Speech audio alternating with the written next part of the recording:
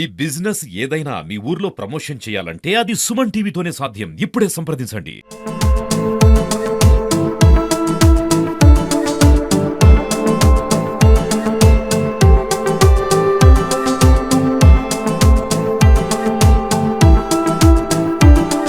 నమస్కారం. ఇవాళ July 1 international doctors day సందర్భంగా ఇవాళ క్వీన్స్ ఎన్ఆర్ఐ హాస్పిటల్ విజయనగరంలో మా ఇన్ హౌస్ కన్సల్టెంట్స్ అందరినీ కూడా పిలిచి సెలబ్రేషన్ చేసుకోవడం జరిగింది. అలాగే క్వీన్స్ ఎన్ఆర్ఐ హాస్పిటల్ విజయనగరంతో అసోసియేట్ అయిన కన్సల్టెంట్స్ అందరికీ కూడా ఇవాళ మా సంస్థ తరపున డాక్టర్స్ డే సెలబ్రేషన్స్ విషెస్ చెప్తూ ఇవాళ ఈ ప్రెమిసెస్లో సెలబ్రేట్ చేసుకోవడం జరిగింది.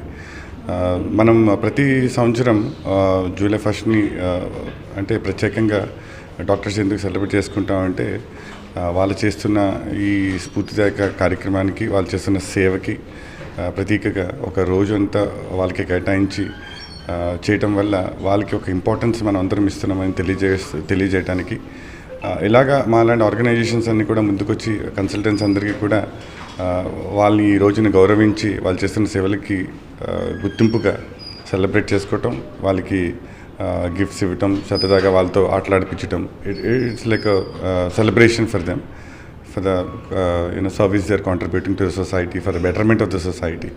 సో ఆ విధంగా ఇవాళ క్వీన్స్ ఎన్ఆర్ఐ హాస్పిటల్ ఈ సందర్భాన్ని యూజ్ చేసుకుని వీళ్ళందరికీ కూడా డాక్టర్స్ శుభాకాంక్షలు తెలుపుతూ ఇలాంటి కార్యక్రమాలు ఎన్నో చేస్తామని తెలియజేస్తున్నాం.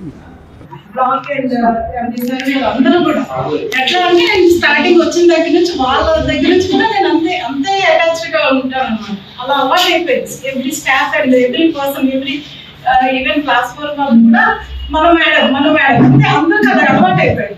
సో నాకు కూడా వాళ్ళు నాకు ఫోన్ చేసి ఇస్తున్నారు. సో ఇంక వేరే సెపరేట్ హాస్పిటల్ అన్నట్టు ఇది లేదండి. డాక్టర్స్ డేకి ఇది రిలేటెడ్ కాదు అనేది కాదు నేను చెప్తున్నాను. అంటే అట్లీస్ట్ నా ఇన్నర్ ఫీలింగ్ నేను చెప్తున్నాను అన్నమాట. ఇక్కడ అలా అలవాటు అయిపోయింది. బట్ చూడాలి ఇంకా నా కెరీర్ ఎంతవరకు ఎలా వెళ్తుందో తెలియదు. ఫ్యూచర్లో మాకు కావాల్సిన బట్ ఎనీవే ఇక్కడ నా కొలీగ్స్ అందరూ చేసేవాళ్ళు కూడా నాకు బాగా సపోర్ట్. ముఖ్యంగా మా గైనిక్ వర్క్ అంటే మాకు ఎప్పుడు ఎనస్థీషియా డిపార్ట్మెంట్ బాగా బాయ్స్ అటాచ్డ్ గా ఉంటుంది. ఇంకా హస్బెండ్స్ అయితే ఇంకా హ్యాట్స్ ఆఫ్. యాక్చువల్గా ఫస్ట్ శివాజీ సార్ వాళ్ళు ఉండేవచ్చు. శివాజీ సార్ చెప్పి శివా సార్ ఎనస్థీషియా చాలా బాగా చేసేవాళ్ళు. సార్ అయిపోయిన తర్వాత ఎనస్థీషియా వాళ్ళు ఎలా వస్తారు ఎవరు వస్తారు అని భయపడ్డాం.